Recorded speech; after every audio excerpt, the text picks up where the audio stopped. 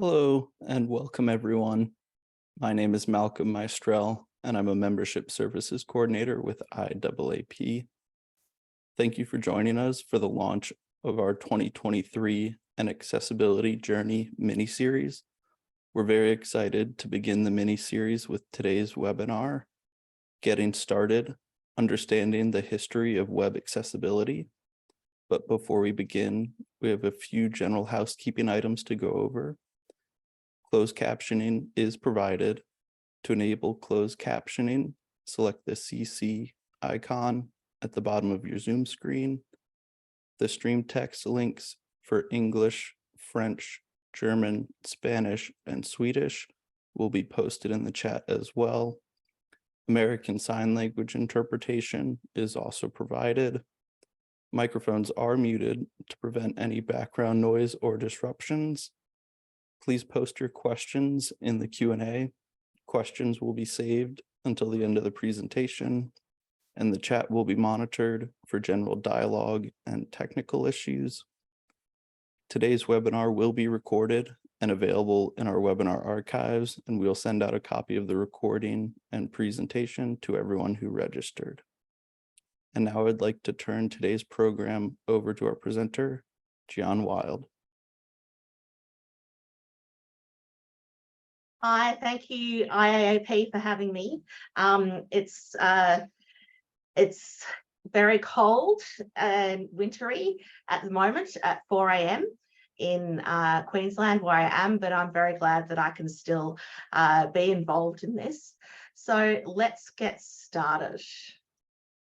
I want to just start off by saying very, very clearly that these opinions are all my own.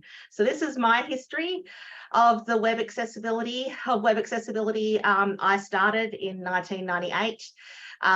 So I have been around for a bit of it, but you know, this is my take on the situation. So please don't send me any hate mail. If you'd like to access the slides and links, whenever I mention anything or I show a screenshot or something like that, there's always some kind of link or website to back it up. So if you would like to access that, you can go to bit.ly, so bit.ly/44 lowercase c, uppercase a, the number 2, lowercase h, and uppercase p. So again, that's bit.ly/44 lowercase c, uppercase a, the number 2, lowercase h, and uppercase p. So, you know, web accessibility didn't really start in 1995, but this is kind of when people really started taking notice of it. And what happened was in 1995, the Unified Website Accessibility Guidelines were released.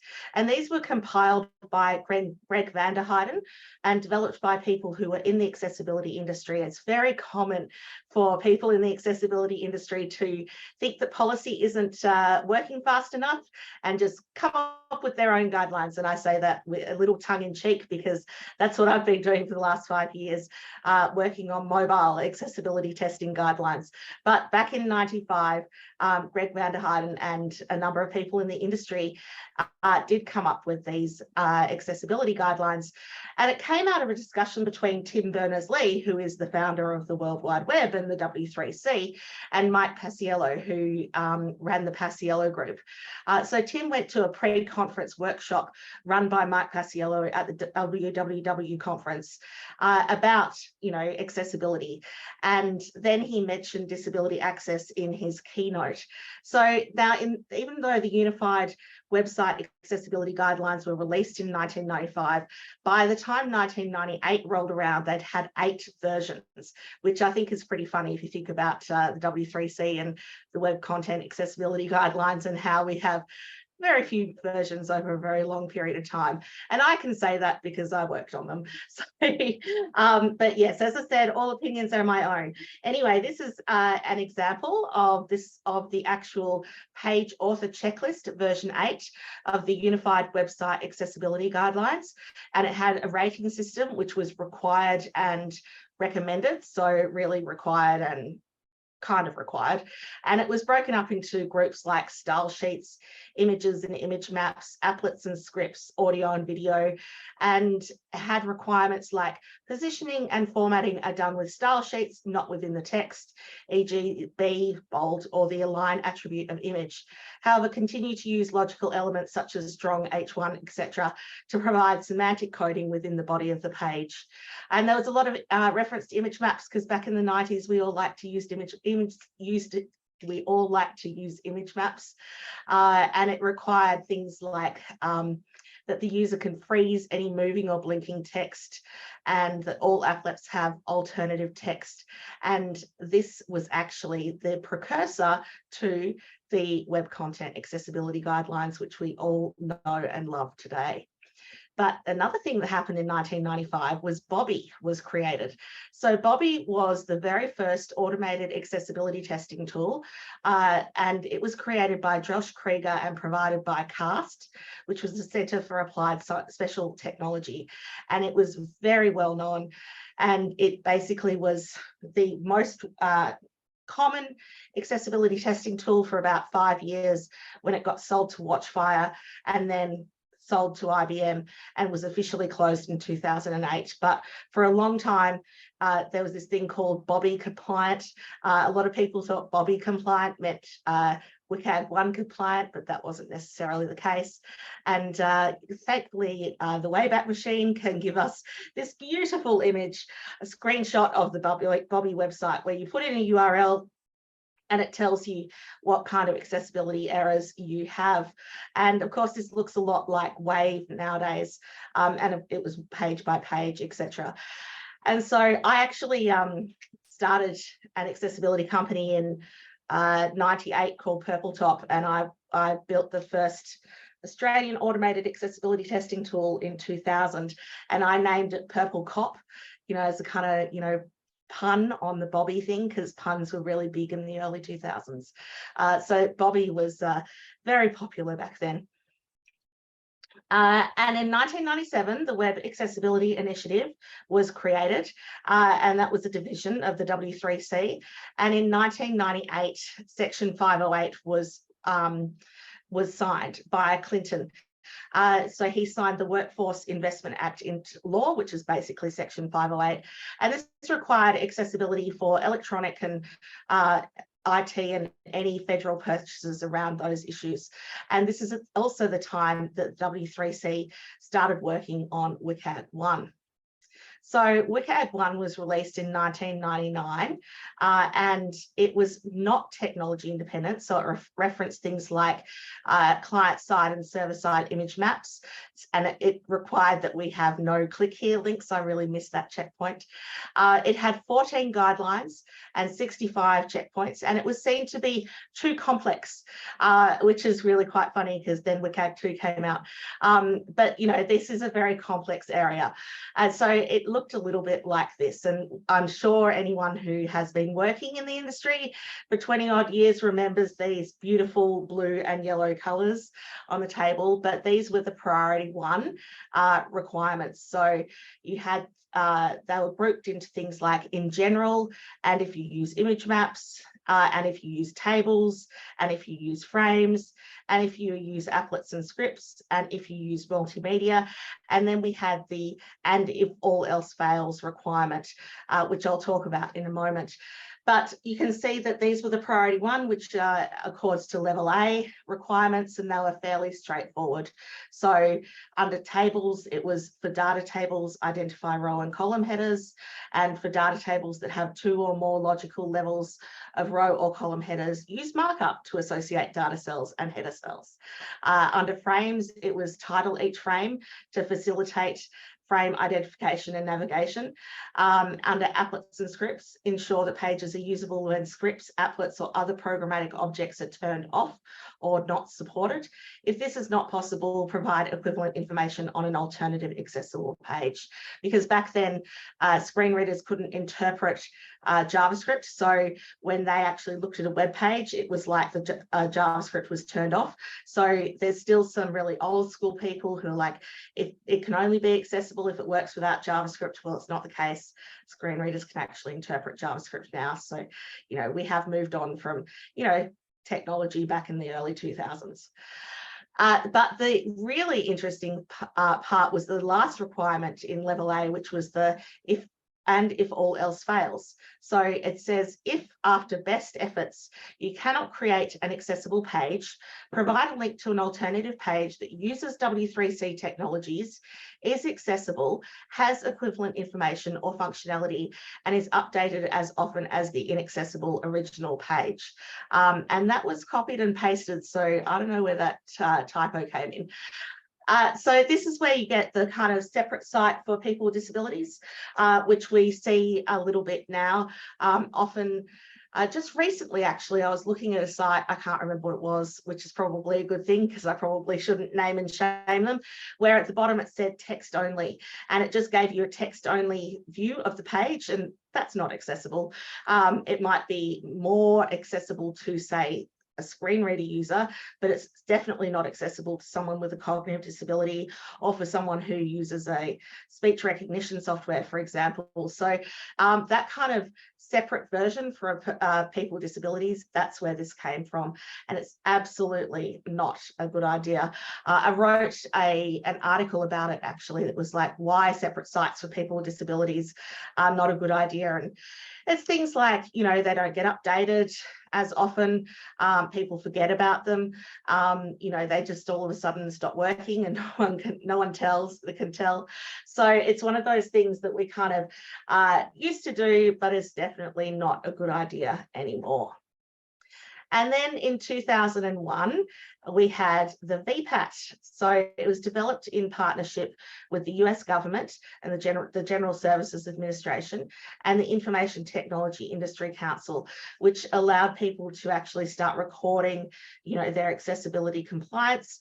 And so government had a way to actually make sure that the products that they purchased were accessible. However, I have seen VPATs from, the early 2000s where people just literally ticked everything. They didn't read anything. They just printed out the VPAT and went tick, tick, tick, tick, tick. So it's a little bit more comprehensive now. You have to go into a little bit more detail. But back then there were still a lot of people who didn't know what it was and thought just, ticking everything would be fine.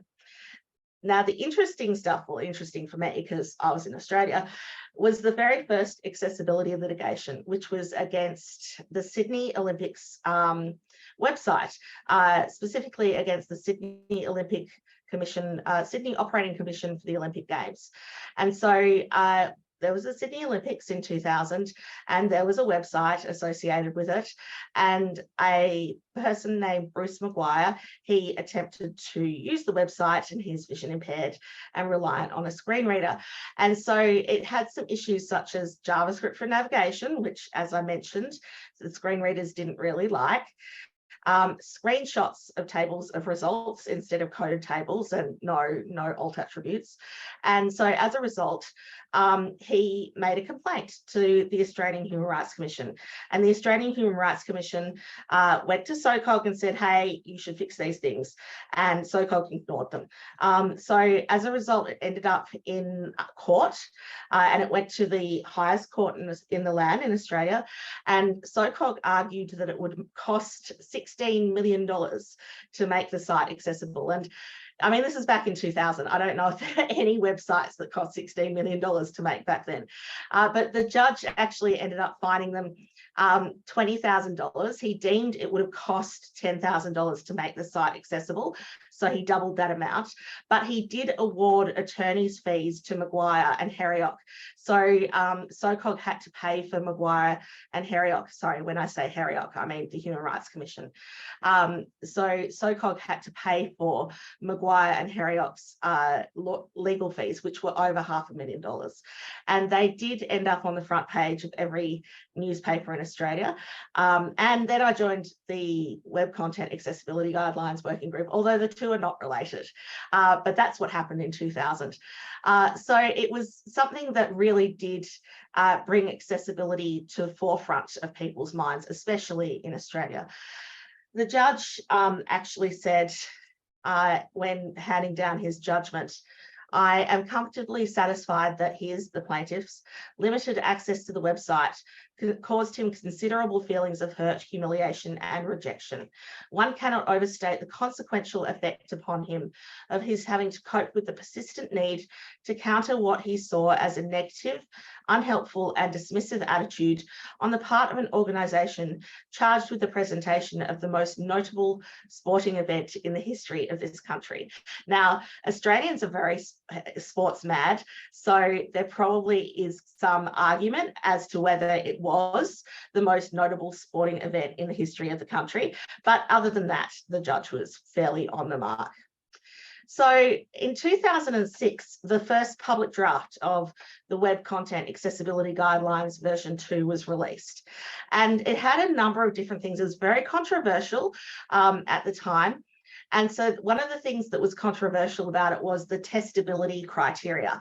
So the testability criteria is a requirement that 8 out of 10 accessibility specialists agree on the outcome. Now, we don't mean that it can be automatically tested by a testing tool, but that if you put 10 accessibility specialists in a room and you gave them a particular error, that 8 out of 10 would agree on the outcome. Now, we all know you put 10 accessibility specialists in a room, you're going to get 10 different answers. So that was a real problem. I actually wrote a list apart article about it and gave the example of alt attributes, that you couldn't get 10 accessibility specialists to agree on whether an alt attribute was, sufficiently descriptive or not.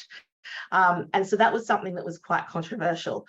Another thing that was controversial was about the needs of people with cognitive disabilities. So Lisa Seaman lodged a formal objection to WCAG 2 that argued that it didn't adequately address the needs of people with cognitive disabilities.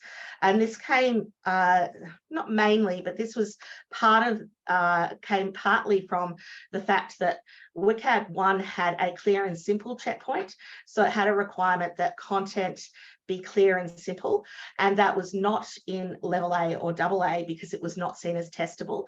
And anything that in level A or double A needed to be testable, level AAA, they didn't care, because as I keep saying, level AAA is where success criteria go to die. So, she lodged a formal objection, and it was co-signed by a number of people, including myself, saying that it really didn't address the needs of people with cognitive disabilities. So if you do delve into the depths of WCAG 2, you will actually find some content there that says WCAG 2 is not sufficient to, as I said, address the needs of people with cognitive disabilities. And if you want your website to be accessible to these groups of people, then you actually have to do things in addition to WCAG 2. So that's something that was also buried. And it's also something that was rectified somewhat in WCAG 2.1 and hopefully in 2.2, but that's another story. So WCAG 2 actually was drafted and expected to be released in 2005, and it was pulled from release because of these complaints. And so while that was also the time that I was kicked off the working group, but that's another story that, feel free to buy me a drink sometime and I'll tell you all about it. But it was pulled from public release, and a small group of accessibility specialists worked on basically an alternative set of the Web Content Accessibility Guidelines called the WCAG Samurai Errata, also known as WCAG 1.1. And so that was created by Joe Clark, who was very big in the accessibility industry and then fell off a cliff. I don't mean he literally fell off a cliff, but he just disappeared from public life. And so the contributors to this WCAG 1.1 were anonymous because they were concerned about perhaps fallout from the W3C. I don't know why. And I actually was asked to do a third-party review of the document. So he stood up at a stage in San Francisco and presented the document, and I published my commentary at the same time, which is still floating around somewhere if you want to find it. The links are on that bit.ly link that I told you about. So that was something that we were kind of really concerned with, that WCAG 2 was such a deviation from WCAG 1 that we thought it would be really difficult for people to get their head around, and that we wanted a more iterative approach, so that we'd have a WCAG 1.1 and a WCAG 1.2 and a WCAG 1.3, and then eventually it would slowly morph into WCAG 2. So sounds a little bit like where we're at the moment, right?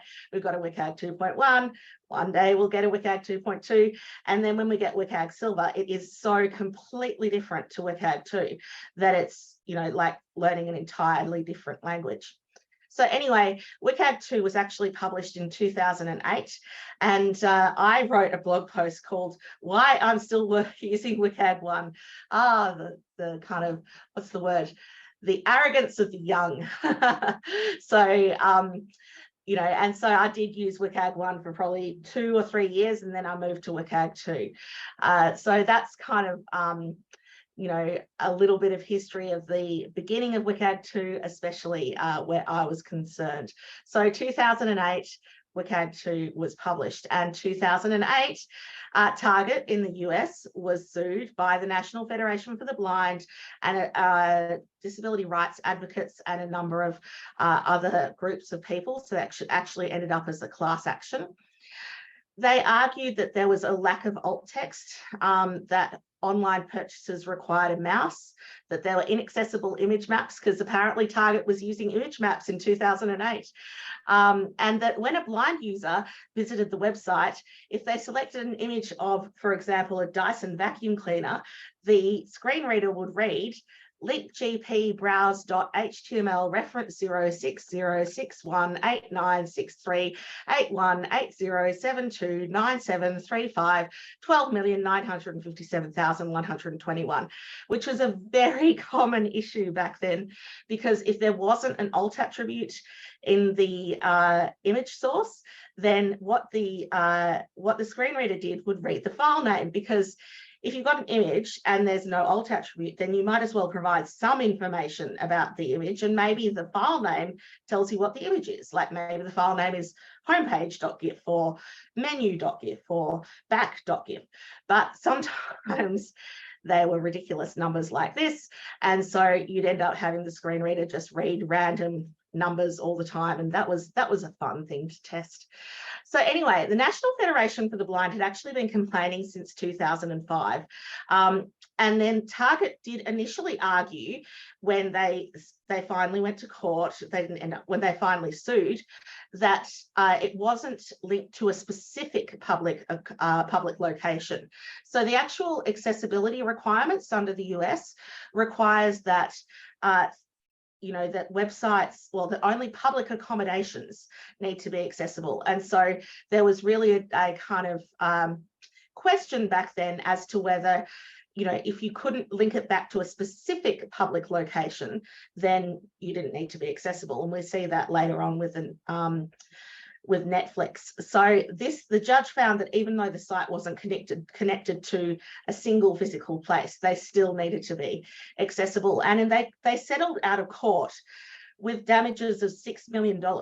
And on top of that, they had to pay for the NFB legal costs, which were in excess of $3.5 million. So they settled out of court for approximately $10 million or more. So you can imagine what they thought would happen if they actually ended up losing in court. So a few years later, 2011, AccessibilityOz was founded. That's my company. The most important thing that ever happened in the accessibility industry. So just had to put that in there. Anyway, no one really noticed in the States back then. 2012, though, Netflix was sued by the National Association for the Deaf. And so this is the first time that a company in the States was sued that didn't have a public location at all. And so Netflix did argue, we don't have a public location, we don't fall under the public accommodations requirement. And when that argument didn't fly, they argued that they couldn't provide captions because it would be a copyright violation, even if they were you know, TV shows that previously had been provided with captions. They still couldn't provide captions because it would be a copyright violation. The judge didn't think that was a very good argument, and he required that captions be added to all video by 2012, and he also awarded $795,000 worth of damages. Now, they did provide all captions by 2014. So they had 18 months to provide captions for all their content, which they did do. Now, a year later, they released a TV show called Daredevil, and it's a comic book TV show about a blind superhero. And so he relies on sonar or radar or something to be able to like kick people around and stuff like that. And, you know, I can imagine that people who might be really interested in watching a TV show about a blind superhero might be people who are themselves blind. And so the fact that Daredevil was released without audio descriptions was a real big issue back in 2015. So just like captions are required for people who are deaf or hard of hearing, audio descriptions are required for people who are vision impaired or blind. And audio descriptions describe what's happening on the screen. And so I actually am automatically adding my audio descriptions into my talk so that if you can't see the screen, you still get all the content that is part of this presentation. So there was a big kerfuffle in the industry about how dare Netflix release this TV show and not have audio descriptions. And then 3 days later, they actually released audio descriptions for the entire TV series. And they are absolutely brilliant TV audio descriptions. And it absolutely could not have been done in 3 days. So I and some other members of the accessibility community sometimes think that it was a little bit of a publicity stunt, though an alleged publicity stunt. I don't want to get into trouble here, to kind of, you know, drum up interest in Netflix and its accessibility compliance. And they have done things a little bit lately, like I'm sure you're very annoyed. I'm very annoyed by the Netflix, how it automatically plays the TV show when you're looking through what you want to watch. Now you can actually turn that off somewhere in the settings. So that, you know, was around for a year or two until they started listening to people who are saying that's really, you know, difficult for people who have ADHD, et cetera, et cetera. So they are somewhat aware of accessibility.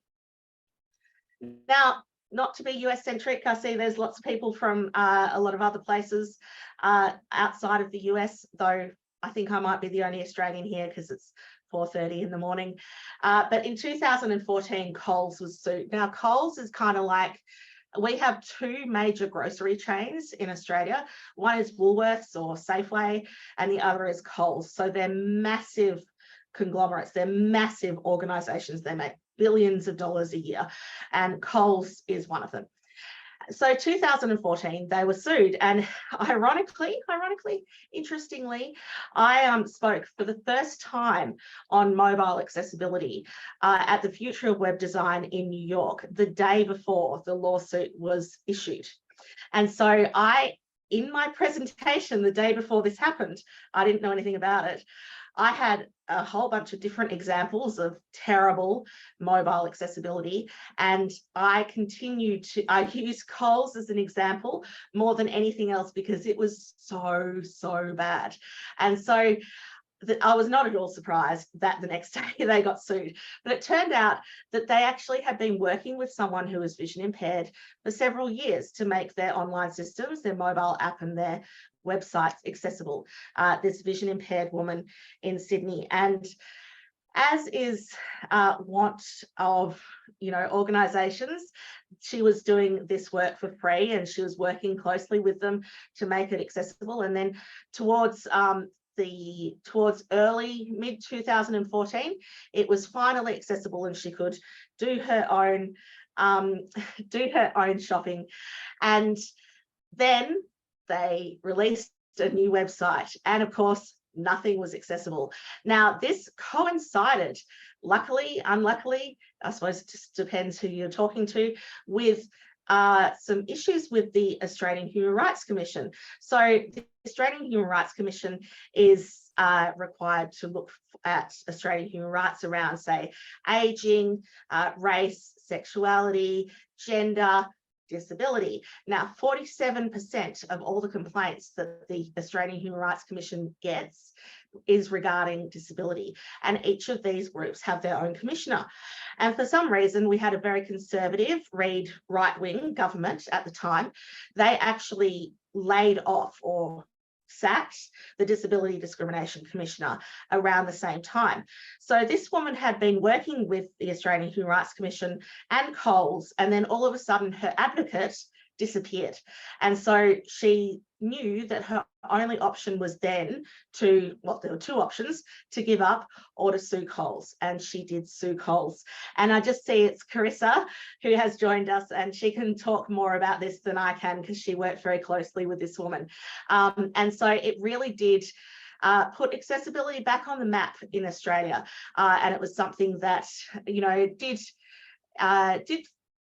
kind of get some people a little bit annoyed, but also make people realise that, you really do need to think about this right from the beginning.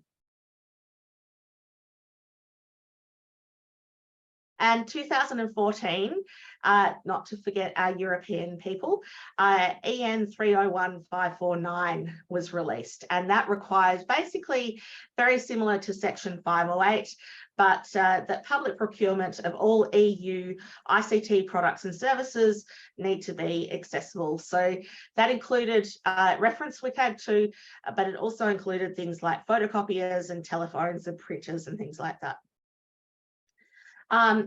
Another thing that was useful in 2014 was the release of the BBC Mobile Accessibility Guidelines. So this is really the first set of mobile accessibility guidelines that people really started to use, because WCAG 2, we did try and create it as technology neutral. However, we really failed.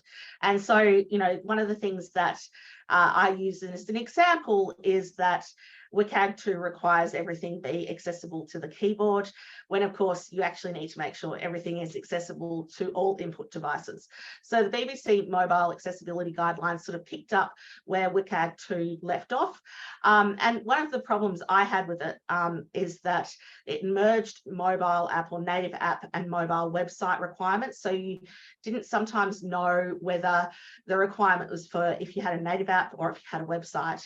But it also had code, which was really, really useful. And at AccessibilityOz, we actually used the mobile accessibility guidelines for a couple of years until we created our own. And that was very, very helpful. And it's interesting, probably a couple of years ago, so this is, a good 5 or 6 years after these were released, the BBC came out and said, we never expected people to use them. They were just our own guidelines. They don't provide everything you need to provide. But they were actually written really, really well, and they were great guidelines. They're still around, definitely worth having a look at.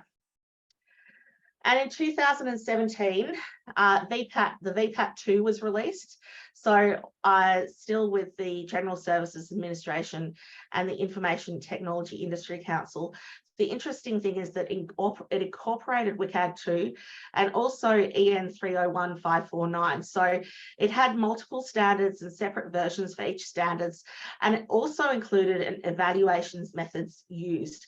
And so this is a really good way to quickly tell whether something has been tested appropriately for accessibility, is to say, how did you test for accessibility? And if they say, oh, well, we just magically made it accessible. Okay, no one's going to say that. Well, we just know so much about accessibility that we didn't need to test for it. I will say that you don't accidentally make things accessible. It's really important that things are tested. And so you need people to say, we used this testing tool, or we tested with this assistive technology, or et cetera, et cetera. And so that was really, really useful. And then in 2018, WCAG 2.1 was released, and it did address some issues around people with cognitive disabilities. However, some low vision issues were also addressed, but also left out, because it's a little bit hard working in the big committee that is the W3C. And the one thing that was really interesting is the touch target size requirement was relegated to AAA. So I'll talk about this in a little bit more detail. So this is what I mentioned before, is that like WCAG 2 success criteria are applicable to mobile. However, not all aspects of mobile are covered by WCAG 2. So for example, although WCAG 2 requires sites to be accessible to the keyboard user, it does not specify that it should also be accessible to the touch screen user. Now WCAG 2.1 did address that, but because of those kind of issues, and we weren't sure when WCAG 2.1 was going to be released, we actually, a group of accessibility specialists got together and wrote the first ICT mobile testing methodology. And so basically this was a group of accessibility specialists from around the world. We had gathered at the ICT Accessibility Testing Symposium, which was in Washington, DC. And there was a town hall at the end of the symposium where they said, hey, as an industry, what's working for us, what isn't working for us. And the big thing was everyone's got their own set of mobile guidelines. No one's doing the same thing. It's the Wild West out there. So we decided that we would get a group together. And what we did is we amalgamated those guidelines. So we didn't even write anything. We just basically said, give us all your guidelines, we'll put them all together into one document. And so that's what we did in 2018. And we did that because we thought, okay, 2.1 is going to be released at some point, and we feel that it will, take over from there. So it'll be a short-term issue. So as I said, WCAG 2.1 does build on that and address more criteria related to touchscreen and pointer gestures and things like that. However, the committee, when we got back together in 2018, in October, decided it really didn't go far enough. And the big example was touch target sizes.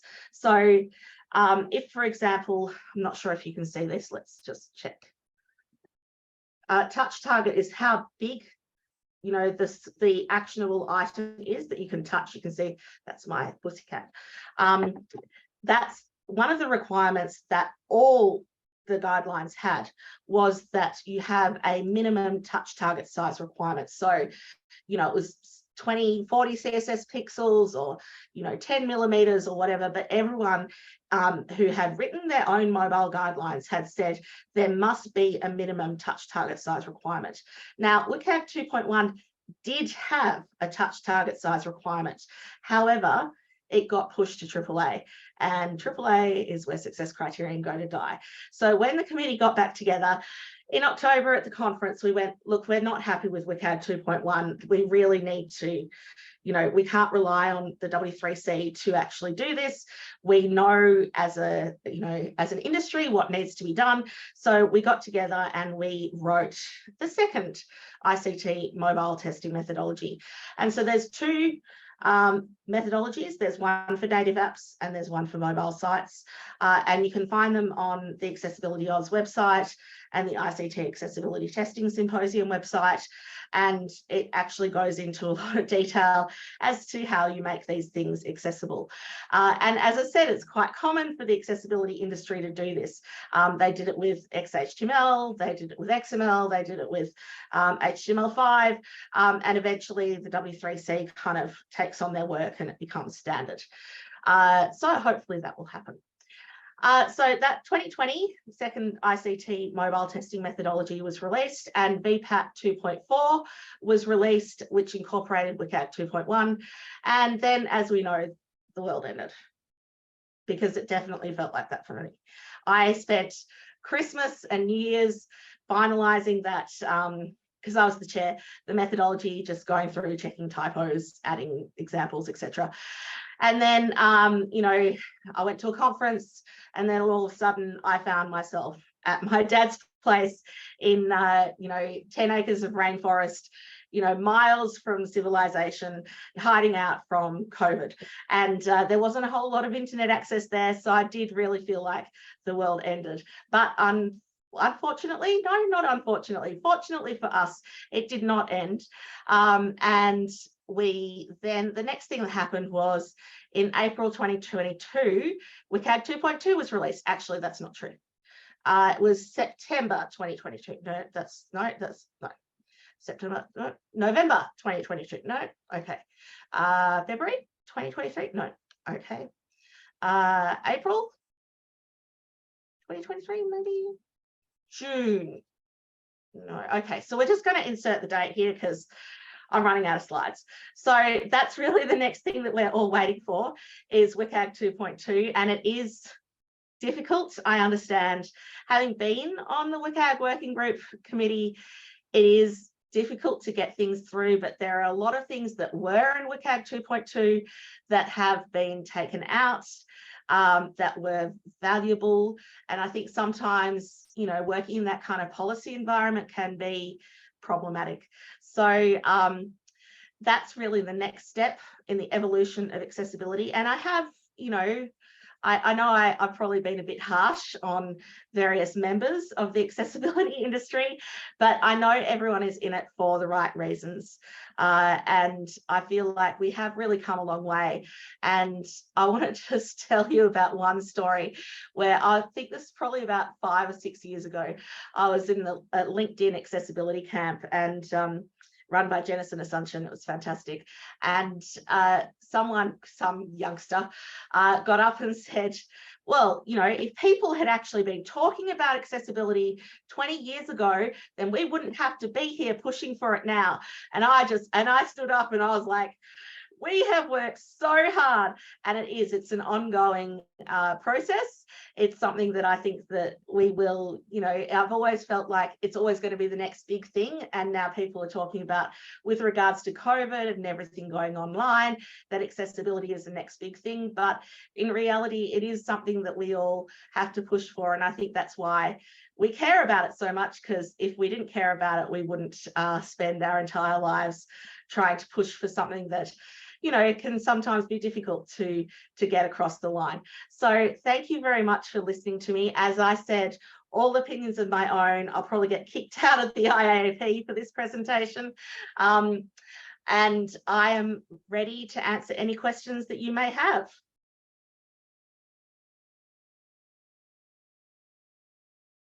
Thank you very much, Gian. We've got a couple questions in the Q&A. First being, it would be helpful to discuss the topic of important and relevant non-decorative text that is in/upon an image. I had the pleasure of discussing this with you a year ago. The nagging question remains a, in quotes, sophistication dilemma. Is it truly necessary to include in alt text every single word on an image if it contains, say, 200 or 300 characters? My website audience is cognitively disabled adults, only some of whom are also visually disabled, in which case they wear glasses. These cognitively disabled adults, by definition, have limited attention and tire of lengthy lines of text.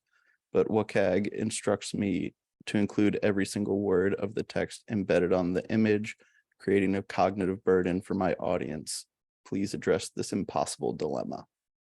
Hi, Jock. Yes, I remember this discussion, and I think I actually have a different answer for you this time.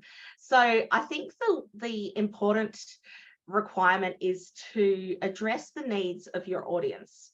And so if your audience are people with cognitive disabilities, then you need to find out if they are also people who use screen readers. And if they are people who use screen readers, then maybe the most accurate thing would be to have a concise version of the alt text instead of, you know, word for word. But please do be aware that often people have multiple disabilities. So it's entirely possible that someone has a cognitive disability and is reliant on a screen reader. So they might, you know, still need to actually access that alt text.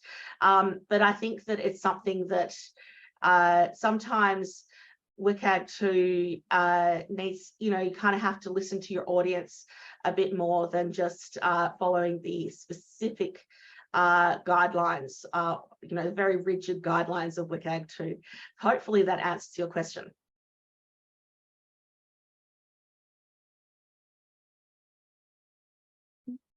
Malcolm, again, we have another question in the chat, can you explain how WCAG 3.0 fits into the picture?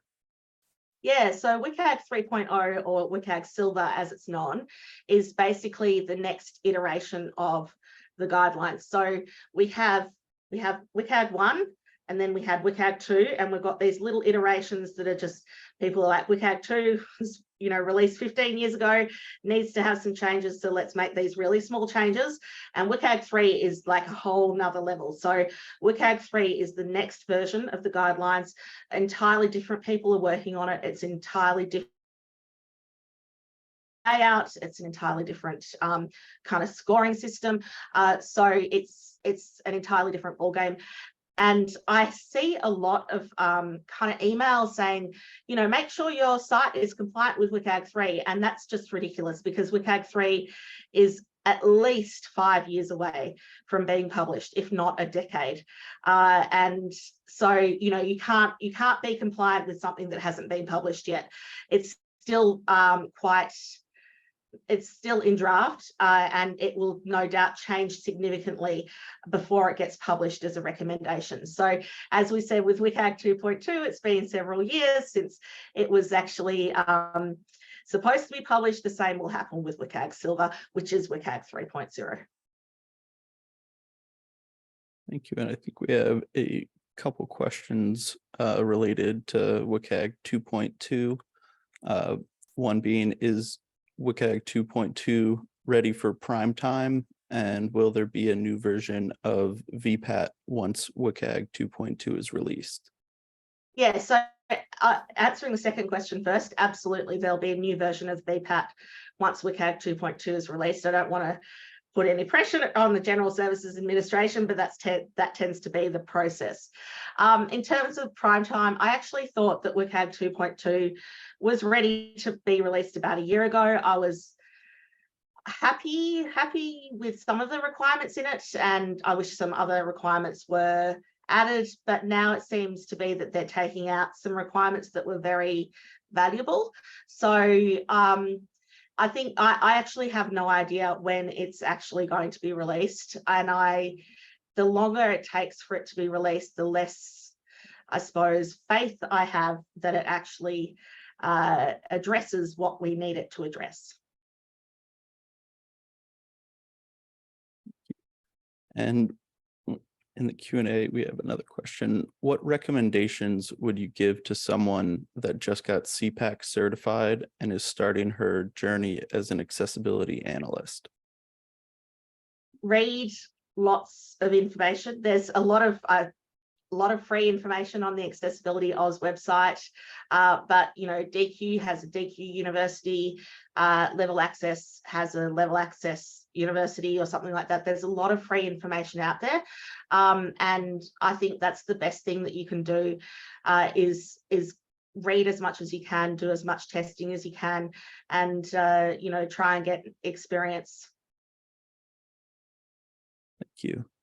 And do you think people will observe WCAG requirements because it's good business, or in quotes, the right thing to do?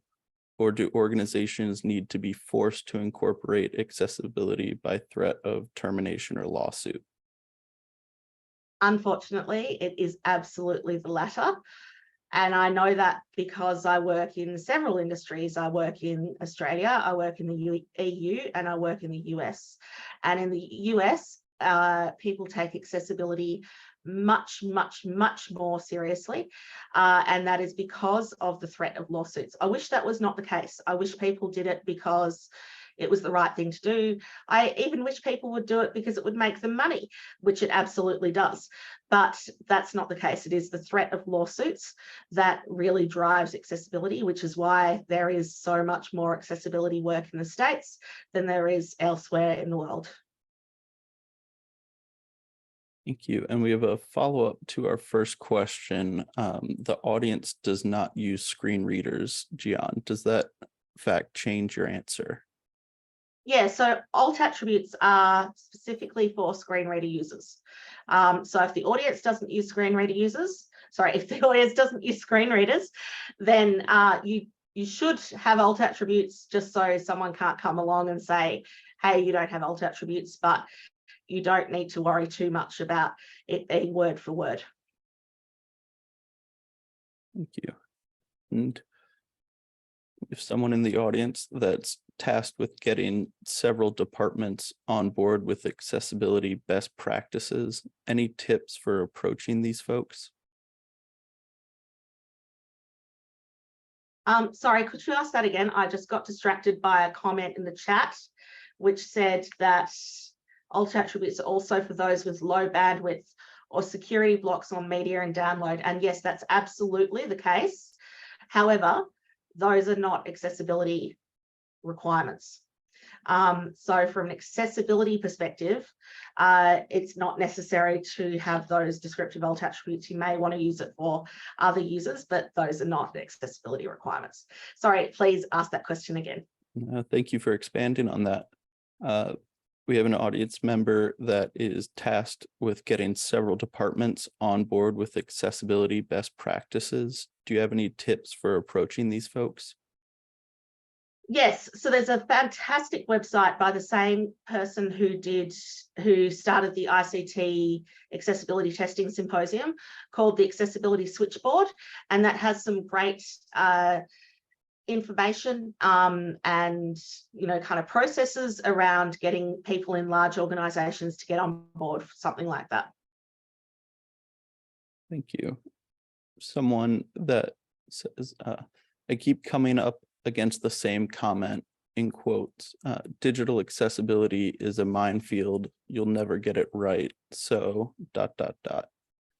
which I think gives people the excuse to do less. How do I combat this when it can sometimes be complex, but it doesn't mean we shouldn't be trying to make things better? Yeah, it's an interesting perspective. If you're part of a large organization, then it's important to then say, well, let's at least make some, standardized things. So at least we're all doing the same thing. If it's more a kind of, case by case basis, it can seem a little bit like that. But you'll get more done than by doing nothing at all. And I feel that sometimes people do make that excuse when it's not really the case.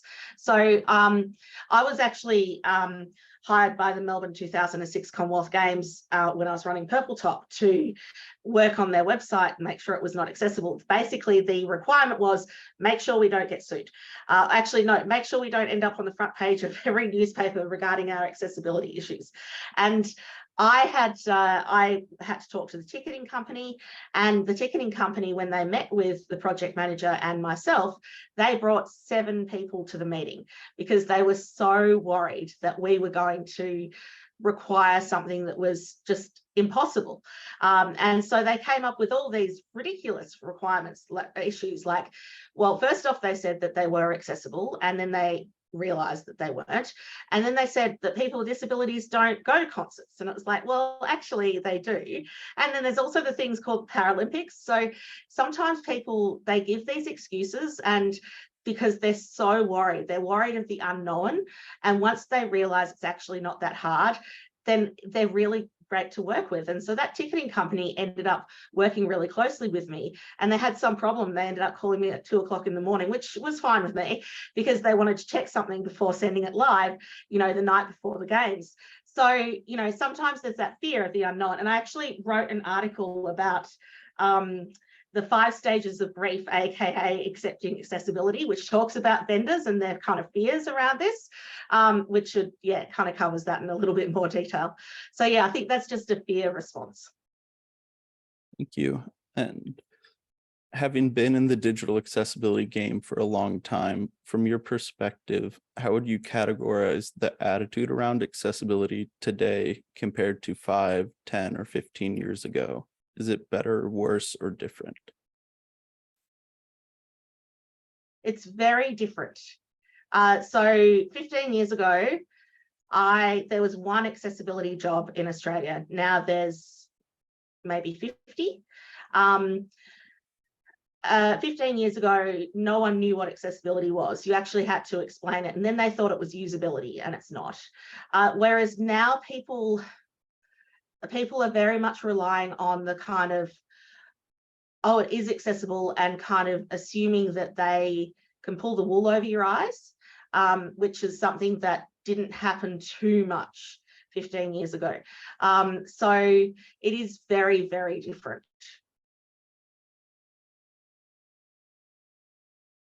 Thank you. And another question in the chat: is the latest or any upcoming iteration of WCAG going to be easier to understand than the WCAG 2.0 and 2.1, which was very developer-oriented language? Unfortunately, unless things change significantly, the answer to that is no. I have looked at WCAG Silver, and it is incredibly complicated, and yeah. And there was actually I think it was a comment that I made that it was too complicated for people to follow on a kind of day-to-day basis. So hopefully they make some, massive changes, but it doesn't look like that at the moment. Thank you. I have a question about, what about standards for kiosk and self-checkout? Would this be part of rules for touchable screens? Yeah, so there is some stuff around kiosk accessibility, but it is something that's covered under the VPAT and EN 301.549, but it's not something that's technically WCAG. There was actually a document called WCAG 2 for ICT that I worked on when I was with the W3C in 2012, which was basically applying WCAG 2 to those kind of things. But those requirements, instead of looking at WCAG 2, I'd suggest looking at EN 301.549. Thank you. We have another question from a new tester. What is the best evaluation, in quotes, checklist available for new testers? I don't know if I have an answer to that. It really depends if you're going to do all manual testing or all automated testing, and I think you always have to do both. We have some checklists on our site, but I hope they're the best, but I don't think that they, I would hesitate to say that they are. I think that that's something that is a bit more complex. When it comes to testing against WCAG 2, you really need to come up with your own kind of test methods. And I'm sure that, the big accessibility companies, share those pretty easily. I mean, Wave has a lot of stuff as well. So yeah. So I can't really answer that one. Thank you. I think we've got time for one more question. Is WCAG going to be updated with more recommendations for people with cognitive disabilities? I would hope so. However, I can't guarantee it. I don't think so. I think I can't remember what's in WCAG 2.2 now, but I don't recall there being anything that really covered cognitive accessibility. Really, the very important cognitive accessibility requirements are in AAA. That's why we incorporated a lot of AAA requirements into our mobile testing methodology, because it's like, well, the requirements are there, and they're just really important. You need to follow them. Thank you. I'm going to go ahead and start sharing my screen again.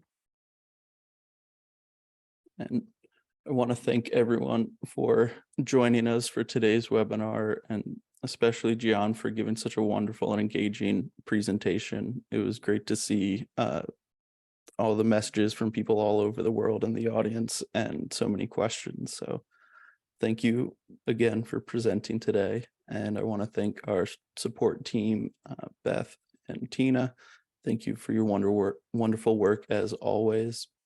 And for upcoming IAAP webinars, we have on July 18th, Designing Accessible Navigation Systems through Wayfinding, Signage, and Orientation as part of our Built Environment series. On July 19th, The Journey Begins, Why Accessible Content is Everyone's Responsibility, and that is the next webinar in this mini-series.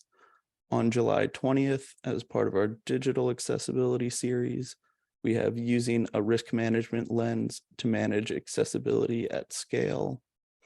And for anyone who is not yet a member of IAAP, we welcome you to join our network of over 5,500 accessibility professionals in over 100 countries. And all IAAP members get discounts on live webinars, complimentary access to our library of archived webinars, access to our Connections networking platform, free courses, and more. And for those who are interested, you can sign up at www.accessibilityassociation.org or email info@accessibilityassociation.org to see how you can become an IAAP member. Thank you again to everyone, and I hope you have a great rest of your day.